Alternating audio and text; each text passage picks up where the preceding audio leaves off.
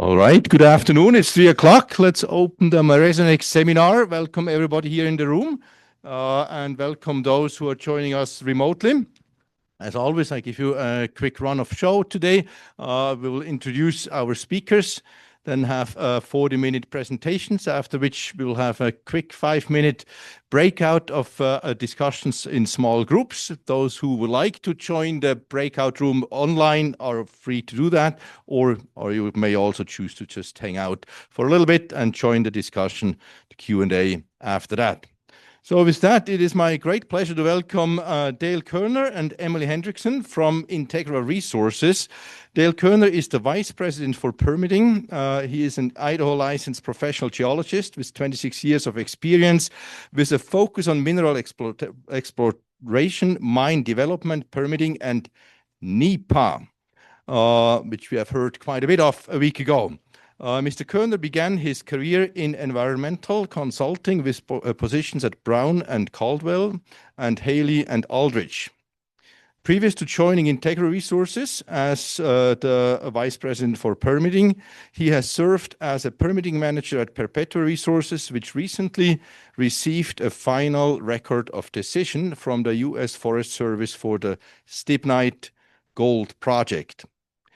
Mr. Kerner is an active member of several professional associations related to mining and aims to build meaningful connections between the mining industry, the public, and educational institutions.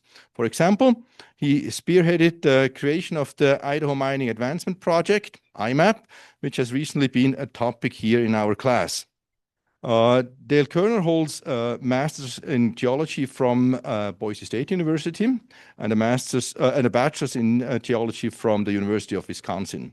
Emily Hendrickson has 10 years of experience with stakeholder engagement, tribal relations, and government affairs. She currently serves as the manager for external affairs in the United States for Integra Resources. Hendrickson creates value through meaningful stakeholder engagement and collaboration early in project development, with emphasis on historically underrepresented stakeholder groups. Ms. Hendrickson is a past president and current executive committee member of the Women's Mining Coalition.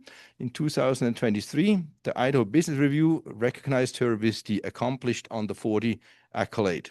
Emily Hendrickson holds a bachelor's degree in communications from Colorado State University and an MBA with concentration in sustainability and environmental compliance from Southern New Hampshire University. Please help me welcome Emily Hendrickson and Dale Kerner. Thank you very much. So Dale and I are going to kind of just bounce off of each other a bit today. Dale, I'll drive from over here if that's all right. Sure. So we're going to talk today about our DeLamar project. I'll touch briefly on some of the other assets and operations that Integra has, but Dale and I are based here out of Integra's Boise office. And while we definitely have work related to our projects in Nevada, our real main focus is the DeLamar project here in Southwest Idaho in Owyhee County. So what we're going to focus on today, this is a photo of Florida Mountain, one of the deposits out at the DeLamar project, and what it looks like today. This photo was taken a couple years ago, but nothing's changed except for there's probably less snow out there. On the back side of that high wall there is Silver City. So if anybody's familiar with Silver City, that's just how close we are to our good neighbors there. And what we're going to talk about today is, what it takes to take a mining project that it last operated from 1977 to about 1998 or so. They shut down the mine. The last operator shut down the mine, not because the resource was depleted, but because the price of gold and silver dropped too low. The mine was no longer economic. So it was put into full closure and fully reclaimed. And now, like we're seeing all across the country, metals prices are back up, and you're seeing companies go in and re-examine these past producing mine sites. So what we're going to talk about today, again, we'll introduce you a bit to Integra Resources, talk just slightly about the historic district and the longstanding ties to mining in the district. We're going to talk, hopefully it's all very fresh in your minds after Krish's presentation last week, but we will be entering the NEPA process at our DeLamar project this spring. And so looking at what those changing NEPA regulations look like for a project that's just starting that process. We're going to talk a lot today about how our plans over the last 8 years have been refined and adjusted and made much better all along the way because we've gotten out there very early, studied the environment, and also explored and engaged with communities and tribal nations.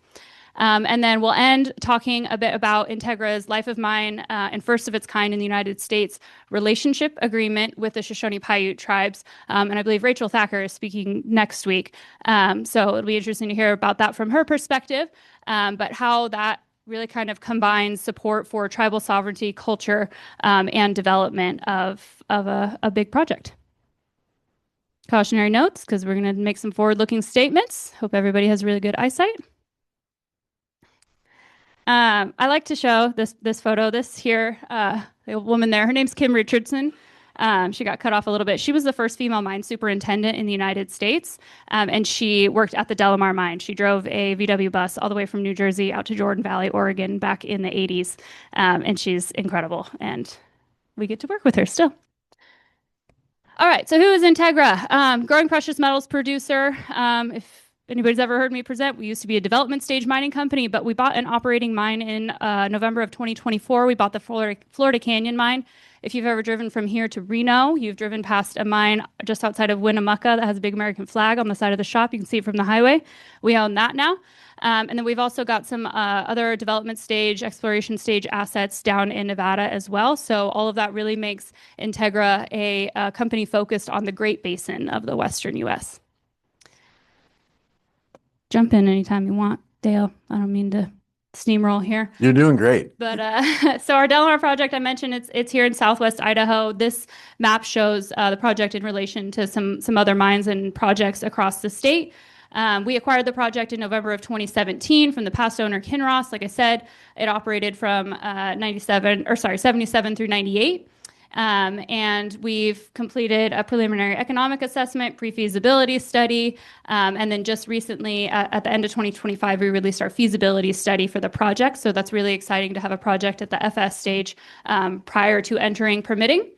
About 5 million ounces of gold equivalent.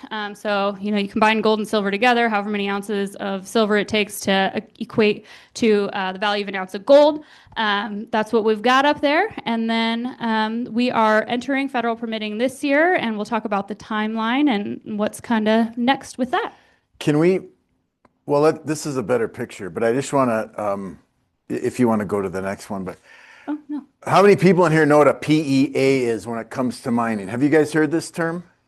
Okay, maybe you have because you've had other speakers in here. I know John, oh my God, I'm blanking on John's name. John Meyer, yeah, was in here and maybe talked about it. But a PEA is a preliminary economic assessment. That's a very rough cut at looking at a mine. You have an idea where a deposit is, and you run some rough numbers to determine if it's even going to be viable based on the resource size.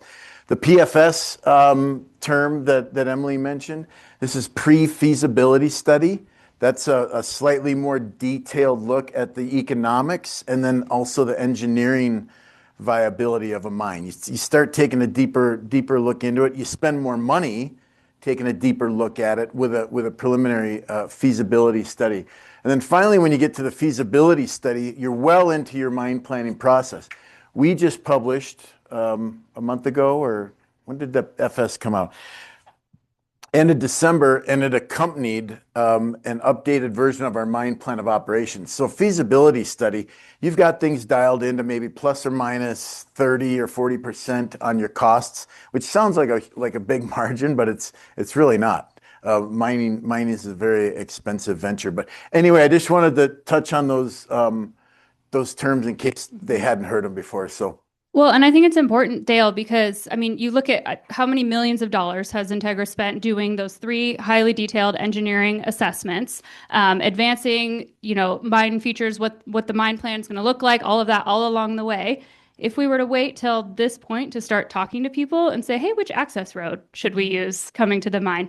That plan is 80% baked, right? So it's much better that we started talking to people prior even to that preliminary economic assessment phase so that all of those interests could be incorporated all along the way. And that'll be a big theme of the rest of our presentation. And that last acronym on there, NEPA, I know Krish mentioned it last week. Does anybody remember what it means, NEPA?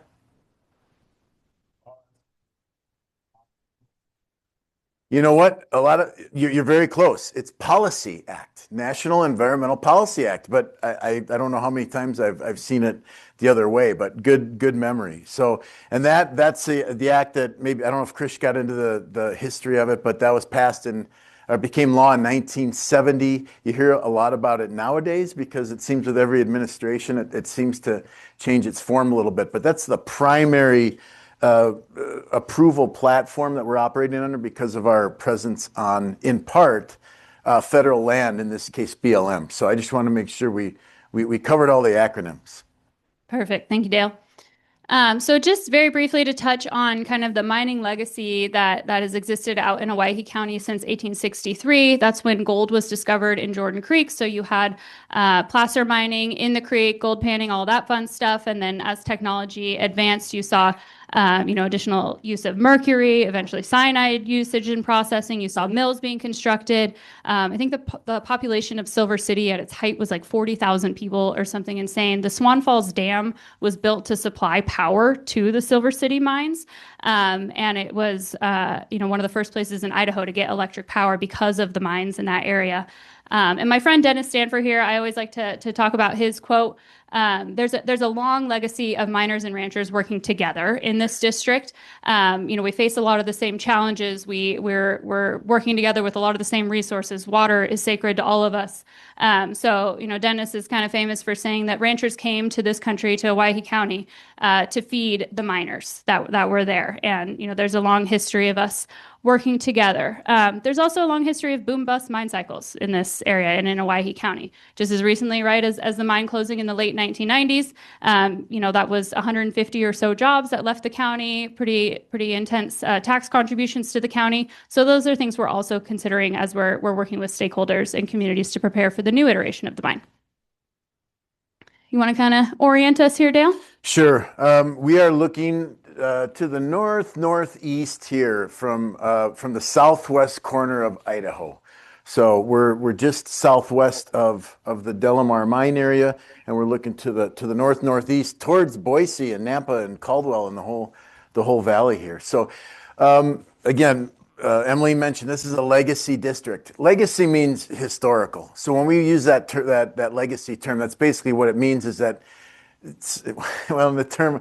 the case of legacy features, it's pointing to a pre-existing feature. But anyway, so there's kind of the big ticket items to know about DeLamar, that there are two primary deposits. Now, Emily spoke about placer mining earlier. Placer mining is when you find gold in the stream. It's weathered out of the rock. It's been transported by fluvial systems. It's been deposited and you find it in a stream. That's a great way to find lode systems. All right, we're in lode rock here. This is the gold before it's weathered out of the rock. It's where it was originally deposited in this epithermal system in the rock. So two deposits like that, and as you can imagine, they're shedding gold into the surrounding drainages. So I don't know if there are any geologists in here. Largely into Jordan Creek, which runs Yep. kind of along the property boundary. And there's Silver City over there on the east side and the other side of Florida Mountain. So two deposits, somewhat similar, of course, in their origin, but this is what we're going to be mining. You can see the historical activity here. This is not a green field, as we call it, mine site. This is a brownfield mine site. So it's been mined in the past. It's got legacy features on it. So there's opportunities for incorporating modern practices to put some of those waste materials in modern engineered facilities. But there's also still a resource here. And what's going to fund this reclamation is the resource that we're going to continue to mine here, which includes both gold and silver. There's a lot of silver in this system. But when we talk about and look at the plan view later, we'll talk about the DeLamar deposit, which is on the left, and the Florida Mountain deposit, which is on the right. Now remember that our mine in Nevada is called Florida Canyon. It's horrible. Yeah, I found it confusing too. So we got a Florida Mountain here, we got a Florida Canyon in Nevada, and I'm wondering who from Florida was here. Anyway, this is and then the haul road between these two features, and Jordan Valley is over this way about 20 plus miles. So just to orient you. We always also want to recognize that our project area, which is in this little red box here, is on the traditional territories of the original Boise Valley people. So the Shoshone Bannock tribes up in Fort Hall, the Shoshone Paiute tribes down in Duck Valley, the Fort McDermott Paiute and Shoshone tribes in Fort McDermott, the Warm Springs tribe over in Oregon, and the Burns Paiute tribe also over in Oregon. So when we talk about engaging with tribal nations, those are the 5 tribes that have interest in our project area. And just more photos of what the project looks like today. Cattle do graze on the mine site. And definitely, so there was a mill up there previously that was deconstructed and removed. A lot of the old infrastructure was removed, but of course, as Dale mentioned, this is what we call a brownfield site. So there's still some existing infrastructure up there today. This photo up in the top corner is the truck shop. We use that as a truck shop. We'll revamp, upgrade that infrastructure for future mining, and we'll talk a lot. There's a big emphasis where we have so many acres or so much surface disturbance that has already occurred out there. We've put a major emphasis on placing any new infrastructure or features that we're going to need for the future operation on these areas that have already been disturbed. So case in point, using the same location for the truck shop and just upgrading it. So just very briefly, we're going to just talk because the economics of this project are going to be very impactful for our local communities and for the state. So that feasibility study that Dale mentioned we just released at the end of last year is the best picture we have of the economic kind of contributions of this project and what the economic outlook is. So net present value. So what's the value of all the ore we'll be able to recover out of this asset at current gold prices. So at this time it was $4,250. When I looked at gold yesterday, we were creeping back towards 5,000. It's $1.7 billion worth of value in this project. And we'll talk on the next slide about tax contributions and things like that. But a 10-year initial mine life, 300 direct family wage jobs. So the average wage of a miner in the state of Idaho, the Idaho Mining Association last year, I think said about $109,000. It costs us $1,480, or it will cost us $1,480 to produce 1 ounce of gold equivalent. So 1 ounce of gold, that's what it costs. So, you take the $4,250 and that's your profit margin. 106,000 ounces is what we'll produce on an annual basis over the average of the life of the mine. There's a bit front loaded in the first few years of the mine, but that kind of makes this project a mid-tier producer kind of compared to some of the other mines in the country. And then total capital investment over the life of the project is about $750 million. So again, major. When we talk about economic outlook, we're working with U of I to do a socioeconomic impact assessment on the project specific to Owyhee and Canyon counties. And that's going to look at things like in-state spend, procurement, contractors, suppliers. There's about 2.67 job multiplier for every 1 job created by the Idaho mining industry. There are 2.67 downstream jobs created. So that's, folks like Krish, who spoke last week, who's a consultant on our project, that all the way down to the coffee shop that opens up in the nearest community, to help service the influx of people. Owyhee County is about the 4th poorest county in the state of Idaho. And the major element of taxes that will flow directly to the county is that personal property tax. So over the life of the project, nearly $30 million in personal property tax. $40.9 million goes to the Idaho mining tax, most of which funds mine reclamation in the state. And then you've got taxes directly to the state and the feds as well. And this is all, before personal income tax, things like that from our employees. We will be the largest tax contributor in Owyhee County within the first year of operation. And then this kind of just outlines some of the next steps, but we're going to talk about that as we keep going. And then my bread and butter, stakeholder engagement.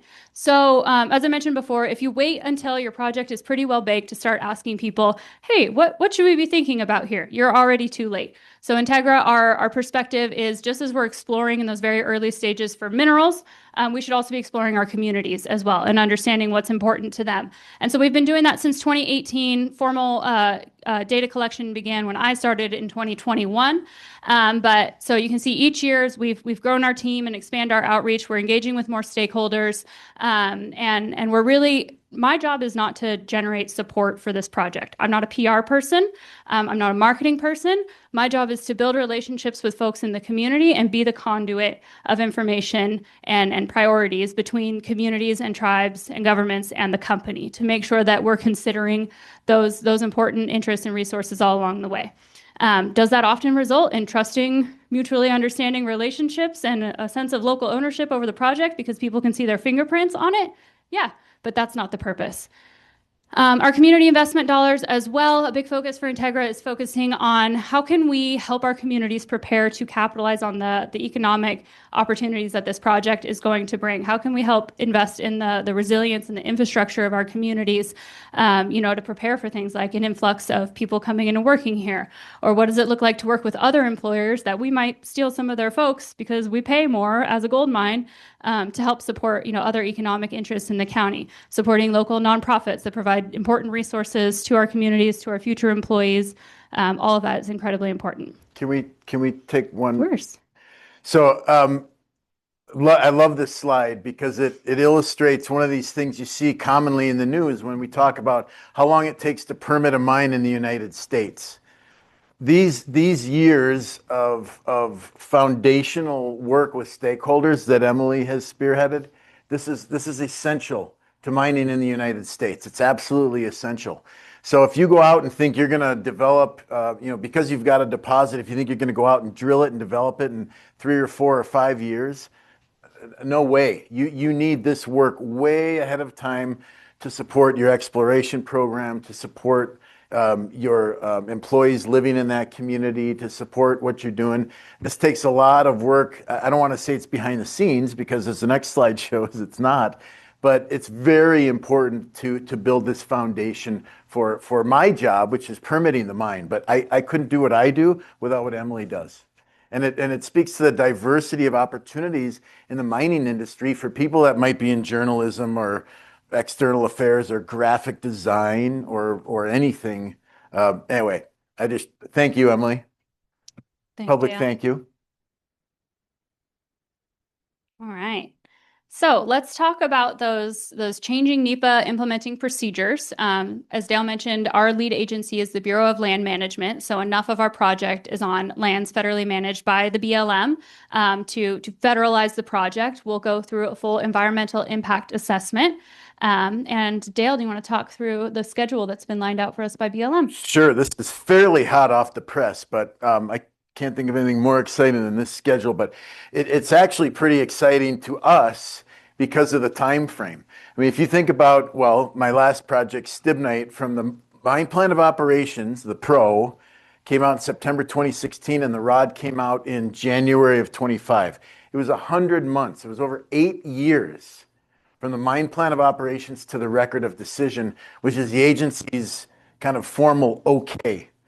The schedule we're looking at up here, NOI, Notice of Intent to conduct a project conduct a federal action, to the estimated environmental impact statement and record of decision, 15 months. Okay, that's very different. So we've got a lot to pack into those 15 months.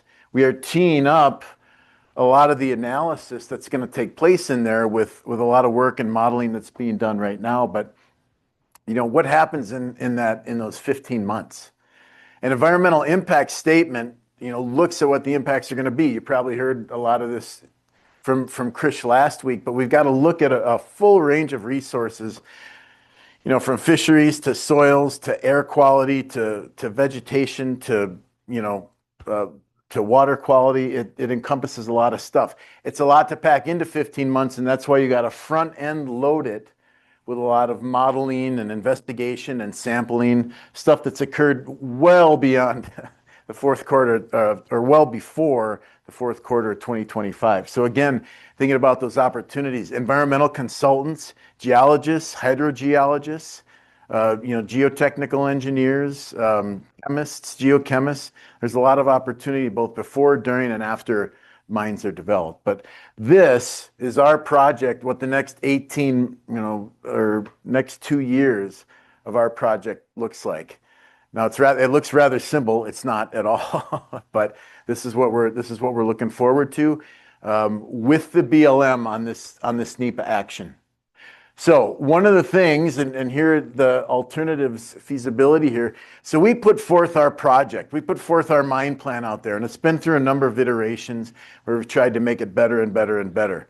One of the things that the federal agency is bound to do through NEPA is look at a range of alternatives to that project. Can it be done better? Can you reduce impacts to water quality, wetlands, wildlife, etc.? That's what that alternatives analysis is. It's really the core of NEPA to see if they can do it better and prevent undue degradation. That's the BLM's charge.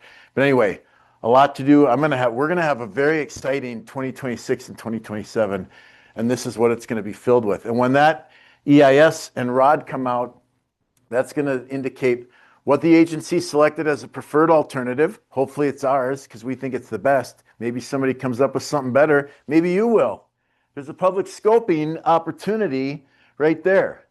Probably going to be in June of this year. You can comment on this project in the NEPA process and say, I don't think they're doing this right. I think they should do it this way. Well, that's your prerogative as a public commenter. So NEPA is meant to engage the public. It's about getting public input. And whether it's 15 months or 8 years, there's that opportunity to engage. So you got to learn about the project. You got to get into the flow of the activities, but this is what it's all about. And this is that public scoping period is one of these changes to the NEPA implementing procedures. So typically a project would, in between that prepare EIS and that EIS published area, you would have a draft environmental impact statement published, and then there would typically be a second public comment period after that, where the public could review the impacts, the potential impacts that have been analyzed, provide additional comment on that. The BLM responds to those comments. Those two pieces have been removed from our process. So, as Dale mentioned, you do a ton of work, and getting BLM to start that NEPA clock has been a bit of an effort, and we have to provide an insane amount of information on the front end. But on the same vein, we have to also make sure our stakeholders are incredibly informed all along the way. There is nothing saying that once you're in this NEPA process or at any point that the project proponent can't reach out directly to stakeholders and share information about the project, provide insight into all the baselines that were collected and what our plans are. And so that is a lot of what we talk about here. Dale, I'll let you talk a little bit more if you want about the alternatives development, or we can get into that kind of when we get to the heap leach alternative slides. Sure, I like looking at pictures better than. So we'll talk a little bit. I already mentioned that, but the plan that we just submitted after the FS was the heap leach alternative. We submitted the MPO last year. It got approved. We submitted a refined or optimized version of that as a heap leach alternative, and we'll show you what the difference is between the two projects. It's minor, but it affords great environmental benefit. And I'll let you speak to the tribal outreach, but proponent initiative. Well, you should talk about both of these. Okay. I'm going to get out of my depth here pretty quick. It's all right. not rocket. So this slide is kind of all about what is Integra doing to help bolster that NEPA process and make sure that at the end of the day, that record of decision that we get is durable, it's well-informed, it's thoughtful. When the next administration comes in, that they don't look at it and say that this wasn't thorough enough or comprehensive enough, or there wasn't enough opportunity for public involvement. So one of the benefits, though, is that there's a push with this administration for proponent prepared and proponent kind of engagement. And so that's what we've done. With tribal nations, there is a requirement for the federal government to do government-to-government consultation. And I'm sure Rachel will talk about that next week, but that is where the BLM goes and sits down with tribal leadership and staff members and talks about our project, and we're not in the room. We are not a part of that process.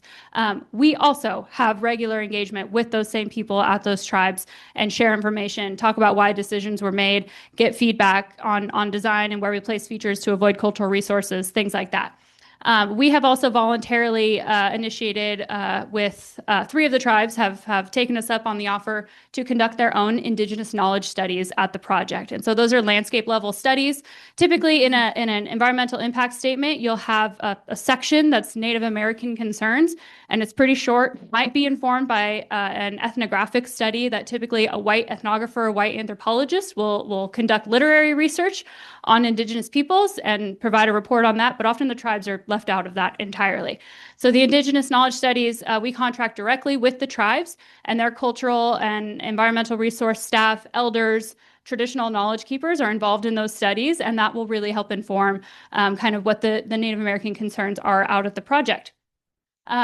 We'll talk about regulatory collaboration when we get to the relationship agreement, voluntary cultural resource monitoring. So before we have any requirements or commitments to have tribal cultural resource monitors involved in ground disturbing activities at the site, we invite them out to do so. Just lots of site visits and engagement. And then on the proponent initiated public involvement piece, because we know that there's only going to be that one public scoping period, we're saying, how can we help to bolster that? So in addition to the 8 years of engagement, outreach, and feedback collection and integration, we've also contracted with a neutral third-party contractor who is going to be conducting situational assessment interviews with key stakeholders kind of across the spectrum of interests and providing that as another baseline report to the BLM to say, okay, you know, the proponents done their own outreach, but that could be perceived as you know, not being neutral. So this neutral third party is going to interview our stakeholders and tribal nations, because tribes are not stakeholders, they're rights holders, and say, okay, here are the issues that are kind of raising in concern, and you should be focusing on these during public scoping. And then that contractor will continue to support the agency through that period. We'll also develop a community advisory committee that'll last throughout the life of the mine. All right, so let's get into some pictures, and Dale can walk us through some differences here between our mine plan and our preferred alternative. Now you look at a figure like this, and I've been looking at it for a year now. I started at Integra a year ago, and I've become very familiar with it. And when you just see it like this, it might not mean a lot to you. But you know what we're essentially doing out at the mine is we're drilling and blasting a bunch of rock. We're taking it out of these pits. We don't have a pointer, do we? Well, the big blue polygon in the center is what's called a heap leach pad. And we are going to leach the gold and silver out of this broken up rock using cyanide. Okay? Cyanide has been used for a long time to leach gold and silver and copper out of rocks, and that's what we're going to be doing here. This is different from my last project, kind of different from my last project, which was dealing with a different type of ore. So here we're going to be dealing with an oxidized ore. So when an ore is oxidized, when it's weathered, that gold and silver is more available, and the cyanide can grab onto it more easily. At stibnite, where you've got a sulfidic ore or a refractory ore, which is where you've got gold encased in a pyritic mineral, you've got to oxidize that mineral before you can get to the gold. Now, when you oxidize a sulfide mineral, or when you apply water to it and dissolve it, what do you generate? Acid, sulfuric acid. So when we talk about acid mine drainage, that's generally associated with sulfidic ore bodies. And I'm not saying we don't have one here, because we do. There's one at depth. But right now we're going to be mining the oxide. And we're going to be piling it up, and we're going to be sprinkling cyanide on it. And we're going to take that, what's called pregnant leach solution. It's this dissolved gold in this cyanide solution. We're going to run it through a bunch of processes to generate a precipitate, and that's going to go through further refining at our Florida Canyon operation, not here. So from a technological standpoint, I don't want to say that it's simple, but it's more simple than if we were mining the sulfides, which again, there is a significant sulfide deposit here. That is not part of this proposal. So we're just looking at the oxidized deposit right now. So the lime green, I showed you the Florida Mountain Pit earlier, and the DeLamar Pit. That's where we're going to be. This is an open pit mine, not an underground mine. There's plenty of underground operations here, and there may be future underground operations here. But for right now, the oxide tends to occur at the top of the deposit, so that's what we're going to be mining first. And then the other facilities that are out here, these include stockpiles and ponds. You know, we got to manage every single drop of water that comes running off of a disturbed surface here.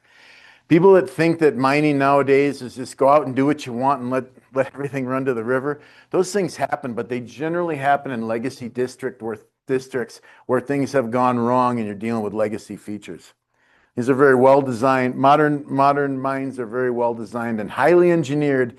And every drop of water that comes into contact with mine materials, we have to collect and treat before we discharge. Anything that comes into contact with that process solution is not discharged. That's fully recycled. It is fully recycled during operations. And then once we're done doing our milling operations, and that water is no longer processed water, then we will treat it and discharge it. But during operations, we do not, that is a zero discharge facility, that cyanide facility. So anyway, so what else can I speak to? Just out of curiosity, I don't know what everybody's majors and all their backgrounds are. Let's say for mining, against mining, or in the middle. Who's for mining? And I don't care. Okay, who's kind of fundamentally against mining, kind of just at your base? Okay, and who's neutral, fairly neutral? All right, okay.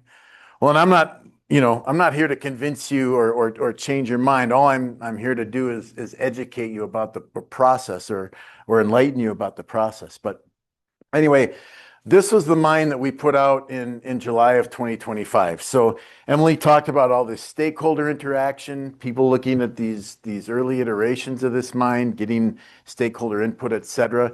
Then we changed this mine in a fairly fundamental way in what we put in the FS in our more recent heap leach alternative. So it looks pretty much the same. Some of the colors have changed. I had them change the heap leach pad because I didn't want it to look like a lake. But so instead of one heap leach pad in our mine now, we've got two smaller ones. And it's hard to see in plan view what that actually means. But what we did with this heap leach alternative was we informed the mine planning process with environmental data that we were collecting at the same time. So we've got thousands of acres of ground out here, and we've got to do all these environmental resource surveys. One of the biggest ones that we do, one of the most important ones we do with regard to water quality is the wetlands, streams and wetlands, WOTUS, Waters of the U.S. We have to delineate every wetland and stream that's out there to determine what our impacts are going to be to them. And we have to mitigate for all those impacts. What we did with this heap leach alternative mine design is we moved some of these features, we split them up, we shuffled them around to avoid and minimize our impact to wetlands.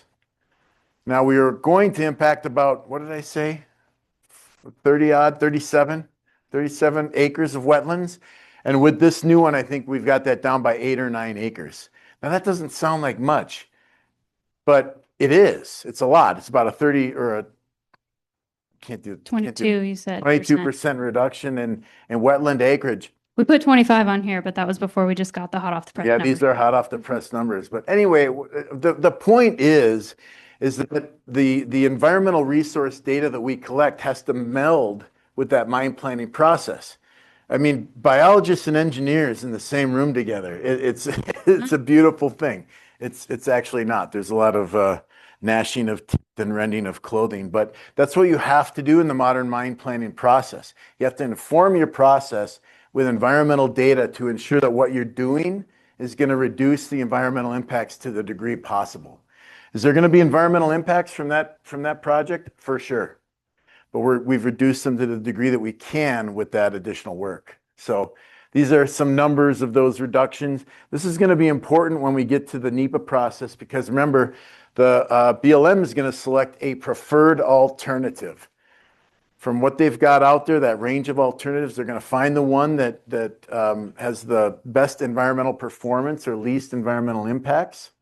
And very likely they're going to select that one. And the heap leach alternative right now is the front runner, which is good for us. Okay, we're going to kind of breeze through these next few slides. I know we're getting close to time. So just again, so these are these yellow kind of quotes here are specific pieces of feedback from stakeholders about resources and concerns that they have very specifically that we've addressed through this heap leach alternative. So minimizing risks to Jordan Creek, which runs just to the north of the project area, pulling that heap leach pad, it shrinks by about half. Really reduces any potential risk to Jordan Creek. reduce dust and emissions where we have shorter haulage distances from Florida Mountain to that upper heap leach pad and from DeLamar to the lower versus everything going to the one. So you have shorter hauls for your haul trucks, reduced emissions, and reduced dust, which is big. But there are so many places where feedback has been integrated throughout our project design, our future operation, our company's policies, everything else. A few I've highlighted here that I'm just going to run through very, very quickly. But just to be aware, this is incredibly comprehensive, and it doesn't just apply to things that are kind of analyzed through the NEPA process. Dale, 30 seconds. Do you want to talk about a heap process pond? Here's a cross section of a heap leach pad. Remember, we're sprinkling, we're crushing up this rock. We're putting it in a pile. We're sprinkling cyanide solution on it. It's percolating down through that stack. This is on a lined surface, so everything that percolates through it is going to collect on this lined surface and go to normally an external heap leach pond with a bunch of balls on it so the birds don't land on it and die. What we're doing at the DeLamar Project is rather innovative, but instead of having an external subaerial pond, we're having an in-heap process pond. So the pregnant solution, the gold-laden, the silver-laden cyanide solution is going to accumulate in a pond that's literally basically a false aquifer, or it's going to be in the coarse material at the base of this stack. So we don't have it, exposed subaerially. It's not going to be subject to birds landing on it.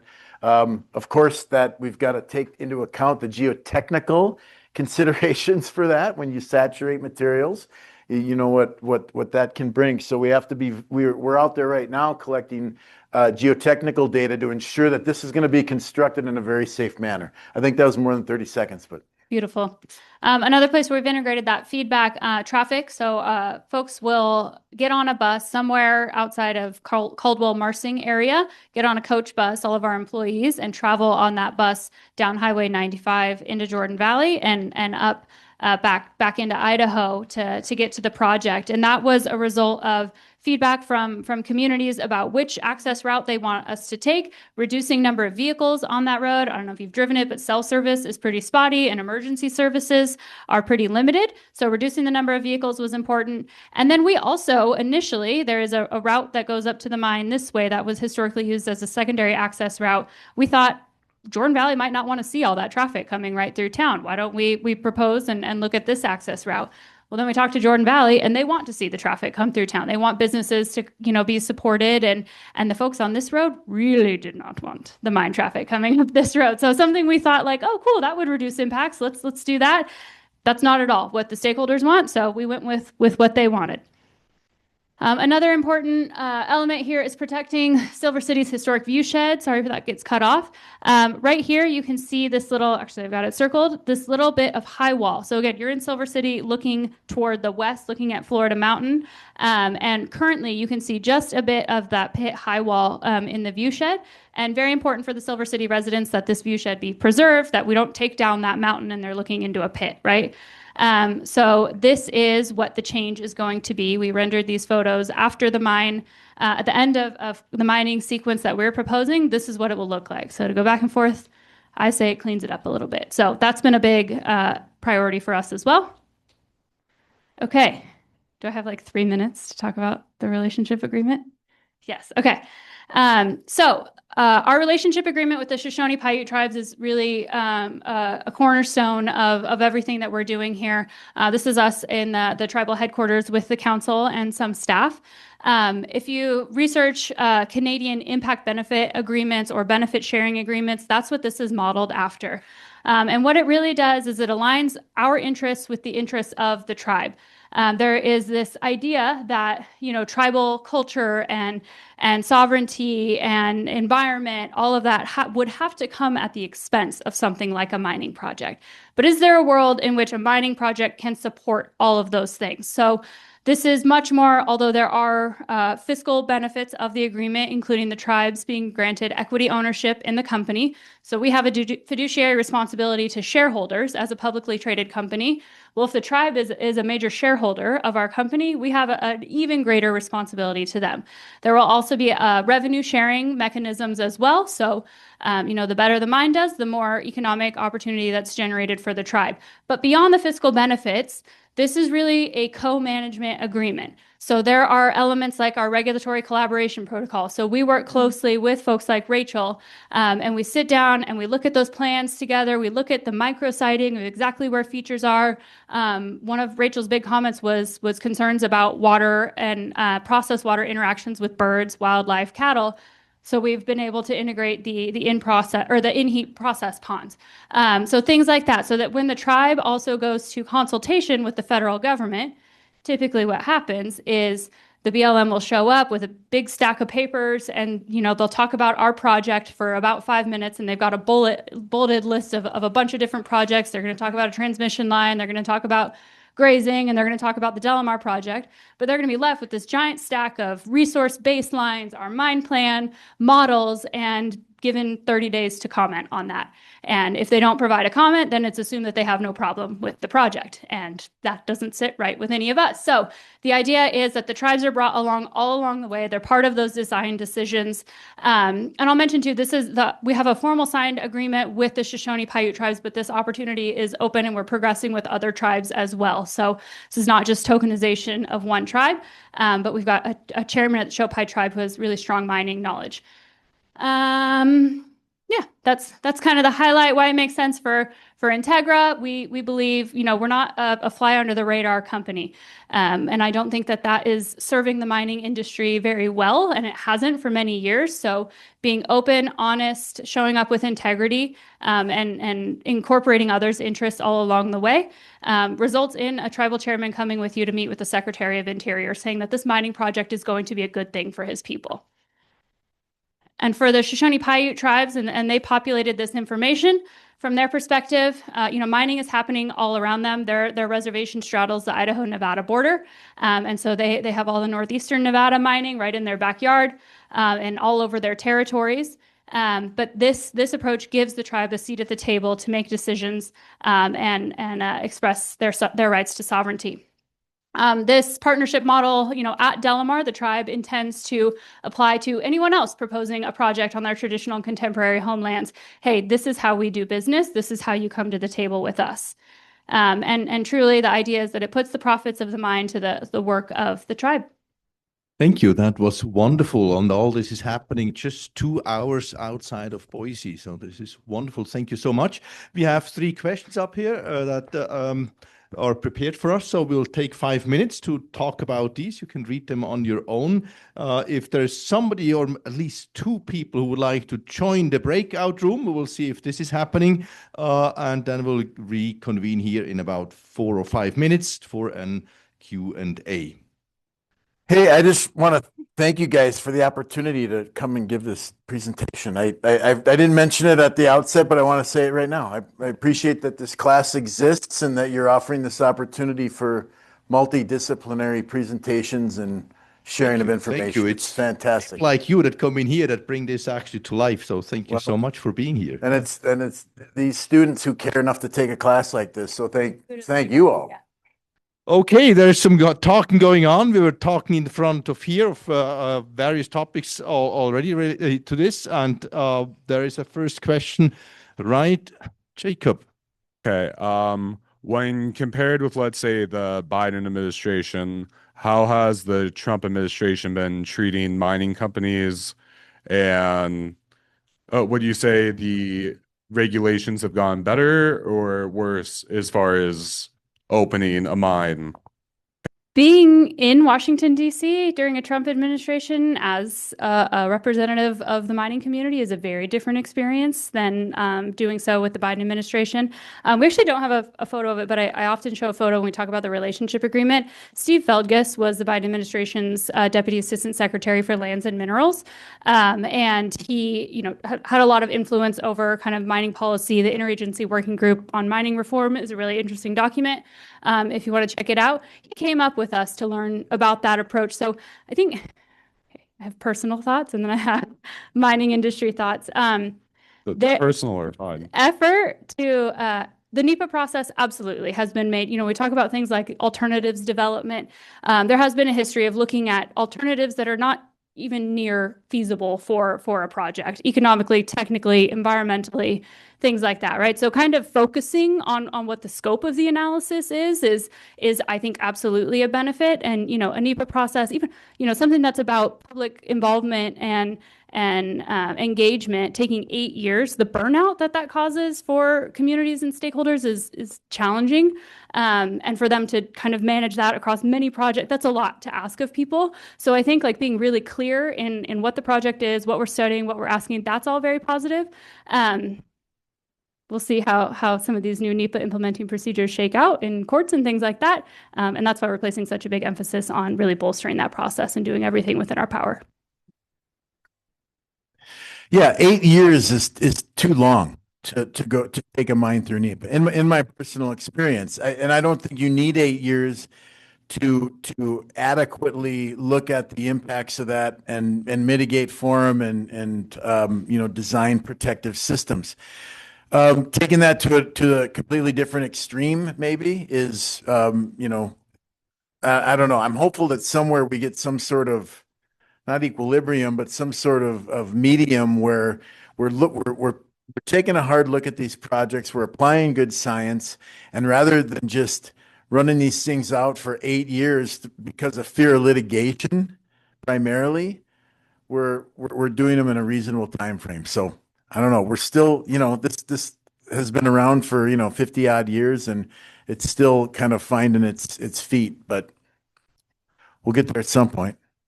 I had a question about the public comment period post or about the environmental impact statement draft. So it strikes me that removing that comment period reduces some public oversight of the project. And I guess I have two questions. What is the public able to see or learn before that comment period that's coming in June? And then also, are you guys, as a company that's trying to be open and forthwith to the stakeholders in the area, are you guys open to allowing a public comment period after the environmental impact statement draft is out without, or even though that's not a requirement of NEPA? Do you want to talk about what's like on e-planning, typically what gets included in there? I can tell you what I think is going to be included in there. So the notice of intent is going to include information for public review to allow people to provide informed opinions about the scoping process. So what I would imagine is going to be included on there is our MPO, the Mine Plan of Operations that was submitted last July and determined complete in August of 2025. The heap, what am I doing wrong here? The heap leach alternative is going to be on there as well. I would imagine the baseline studies and all the environmental monitoring that's been conducted out there. So it's going to be, you know, fairly comprehensive. And again, this is going to be a scoping comment period. So if you review those plans of those mine plans of operation, and you have a concern about water quality or you have a concern about wildlife or whatever, that scoping period is meant for you to contribute those comments to the agencies and say, this is what I care about. I want you to demonstrate to me that what I care about is going to be protected over the course of this process. So to the question about the comment period, I'm going to ask Emily to speak to that a little bit, because that's definitely, it's one of our concerns too. So this is where like the politics of the thing gets involved here, and an administration that's trying to demonstrate that this procedure works well and that NEPA has been, you know, blown out of proportions and all of that. So we're walking that fine line very actively right now of expressing our desire to the agencies for a very robust and a robust review process and ample opportunities for public involvement. I mean, when I talk to even our most supportive stakeholders and talk about this changing NEPA process, and that we've been talking for years that there will be multiple opportunities for public comment, and you'll be able to review the draft impact statement and provide comment on that, which is very different than providing comment on, you know, I talk about the tribes receiving a big stack of technical reports.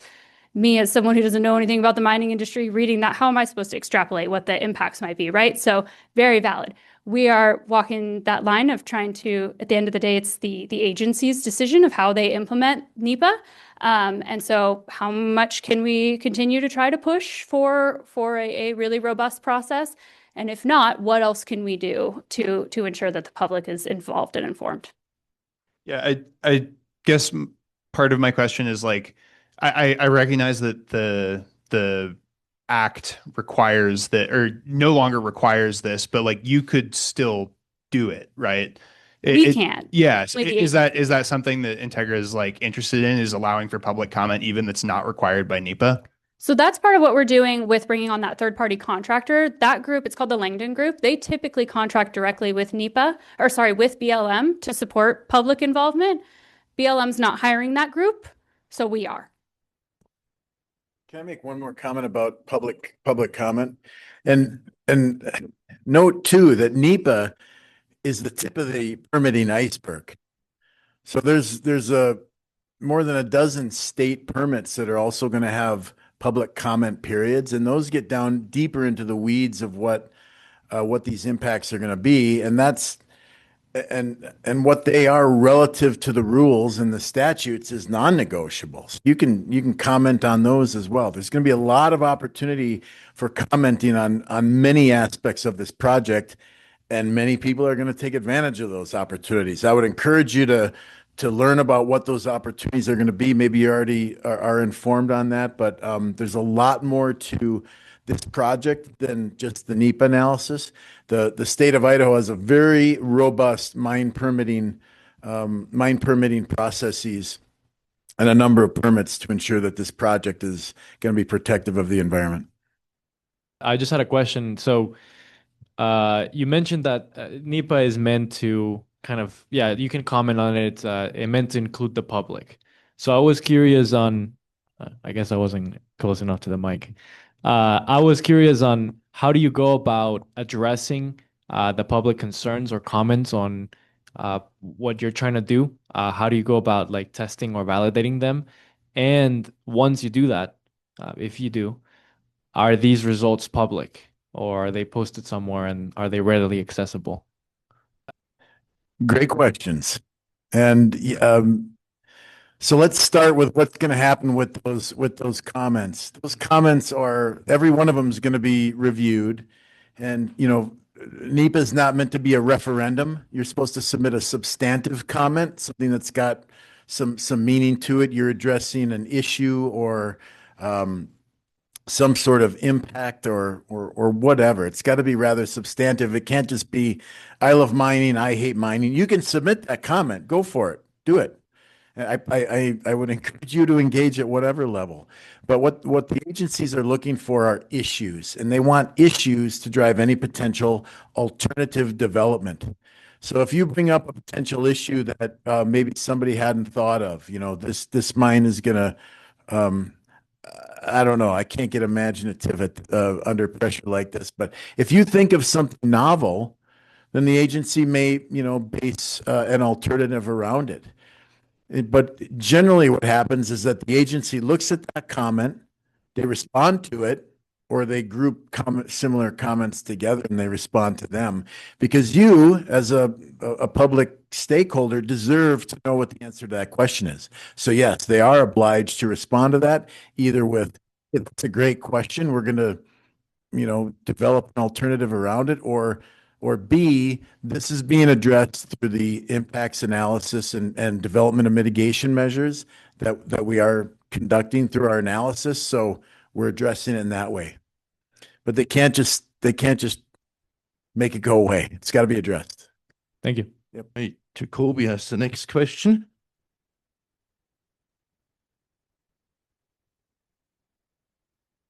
I was looking at your guys' website and I wanted to know a little bit more about your exploration projects, looking at like Black Sheep, War Eagle, Ocelot, and like Dune, Eden, Mar, and what that looks like in the future of mining with you guys. Another good question. Bear in mind, I've been here a year. Those projects are real projects, and we are maintaining those claims. So I think it's probably, potentially likely that those are going to be developed. Developing a project costs a lot of money. So, one of the advantages of the development of the DeLamar project is to help, in part fund some of those additional future activities. But we certainly don't have enough information now to put together a mine plan for something like those. But there is exploration included within the scope of activities in the DeLamar mine plan of operations. So exploration is something that's definitely of interest to us. But I think it's very important to note that the scope of mine that's going to be approved in this process is limited to what's in the MPO and the heap leach alternative document. We can't pull a fast one. If we're going to do something where we want to expand the mine, we've got to submit a mine plan modification, and it's got to go through a whole new NEPA process. Other questions? Yes, here. Ari. Yeah, I wanted to get you guys' kind of opinion how the NEPA, like the timeline, has taken either 8 years or now it's kind of been fast tracked. And you kind of said earlier on that it seems a little too aggressive now. What would you say kind of like would be a good middle point where it kind of gets everything out of the way, but you don't have to wait, almost a decade to get everything done? So in July of 2024, there was NEPA guidance issued that mandated a 2-year kind of maximum on the NEPA process. And I mentioned Steve Feldges earlier in the interagency working group, and there was kind of this battle between the mining industry's perception of how long NEPA and permitting holistically takes. As Dale talked a lot about, we've spent over $160 million so far on the DeLamar project before we make a single penny off of it. And that was at the end of last year. It's going to be significantly more by the time we actually get there, right? So there's kind of the argument about, well, how much as you shorten those NEPA timelines, you're really front loading that work. The analysis doesn't get cut. You're still doing air quality models and groundwater. You have to have so many quarters of groundwater sampling and full class 3 cultural surveys, and all of the data collection has to happen. So I'm kind of the opinion of, I don't care what shot clock you put on this process. Now, documents shouldn't just sit, something that needs a signature in Washington, D.C. to move on to the next phase of review. Should that sit on someone's desk for 9 months as a policy decision? Probably not, right? And there should be a little bit more oversight over that. Allow these projects to be thoughtfully and thoroughly analyzed, but have a clear process for how those move forward. What happens is, and we, especially before we acquired Florida Canyon, we were a company fully dependent on investor dollars. And what you get when in uncertainty around permitting timelines, that makes it really difficult to continue going back to investors year after year after year and saying, hey, can we have $10 million more dollars? Can we have $20 million more dollars? When you can't show any progress towards permitting, or when you have such uncertainty. And even now, we know we've got 3 more years of this administration, and then things might totally change again, and the whole process might change again. And just from a business perspective, that's really challenging. So I think as an industry, we just want like clear sideboards and expectations. I kind of have a follow-up to that one, because in your presentation, you guys talked about how you want to make sure that when a new administration comes in, that they don't reject the studies. And it reminded me of this thing from the book we're reading for class, The War Below. And in it, the Argentinian mine company starts talking about how they believe the United States has become regulatory unreliable, and that it's wishy-washy. It changes with the wind with administrations. And I wanted your opinions on, do you think we're applying the laws equally, or do you think it does get out of bounds during certain administrations? Boy,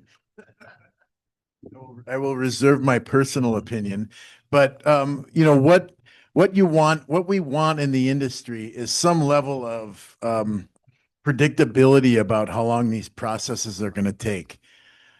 I'm on the inside. I know how much money we spend on good science and good data. It costs a lot of money. And the fact that the regulatory periods seem to be oscillating even ever and ever more to the extreme is I don't find it helpful. I think it would be great if there were a bit more collaboration on this so that there was a balance between good science, reliable science and regulatory timeframes that were predictable. That's really all we want. We'll spend the money, we're doing it. We'll do the science, we'll collect the samples, but we need predictability to the process. That would really help the industry. So did I, oh, you're going to add to that. Just add one thing. A high-ranking official under the Biden administration told me kind of right after the election when he knew he was going to be on the way out the door, he said, it's going to be interesting to see what this industry does when their feet aren't being held to the fire anymore. When the path is made easier for them, are they still going to stand up and do the right thing? Do things like relationship agreements with tribes, all of that. And that's absolutely the approach Integra has taken is, hey, this is, and I think the rest of the industry, many are and more should, is saying, hey, here's our opportunity to stand up and say, okay, hey, like you're making that path easier, quicker, whatever it may be. But here's all the things we're doing to make sure that that's still really, like, I think this is the industry's opportunity to stand up and say, no, we're not our grandfather's mining industry. We believe in these things. We believe in thorough and thoughtful review and good science and stakeholder engagement. We're going to do that, whatever you tell us the requirements. Because NEPA is just the tip of the iceberg. The Idaho state statutes and regulations are robust, and they protect, water quality and they protect air quality. And those are that you can go read the rules right now. And yeah, the cyanide rules are going to go into negotiated rulemaking this year, but that's to make them, more useful and a little more streamlined. It's not to reduce their effectiveness or reduce the amount of regulation that they have on the industry. It's about predictability. It's about reasonability. But I can't stress enough that NEPA gets a lot of the press. State permitting processes are really where the rubber hits the road with regard to what our water quality needs to be at the edge of at the mine boundary when it goes back out into the environment. This question kind of comes from an ignorance of the business model of Integra and mining companies, because you guys talk about this lengthy legislation process, not knowing if it's going to get turned on its head. You've already invested 160 million. You're going to invest a lot more. We're not making any money. Do you guys have any, I guess there's more clarification into how a company can even stay afloat in this kind of business where you're putting so much risk on a mineral that could then all of a sudden also just tank and put you out of business? So is this just not, like, how do you sleep at night, I guess, with all these factors? When gold's at 51.54 an ounce, I sleep pretty good. But yeah, there's risk. Of course, there's risk, and not every project is viable. One of the approaches to de-risking Integra was the purchase of the Florida Canyon Mine and generating a solid revenue stream to help fund development projects. But yeah, there's a lot of projects that don't make it, and the market has a lot to say about that. If you're a geologist, if I was a young geologist right now, I'm a geologist, but I'm not a young one. I would have a pretty interesting summer because I'd probably have my pick of jobs. There's a lot going on, and sometimes it's not like that. When I got out of my undergrad, it wasn't like that.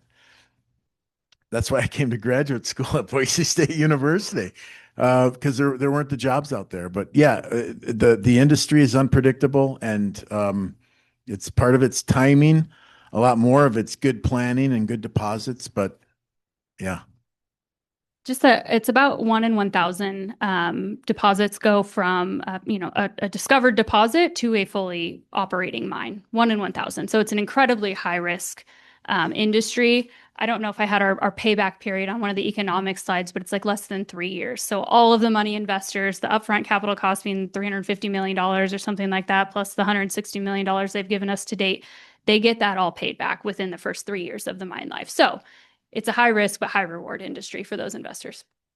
Thank you so much. Thank you, Dale and Emily, for coming here. Thank you all for participating. Let's give a big round of applause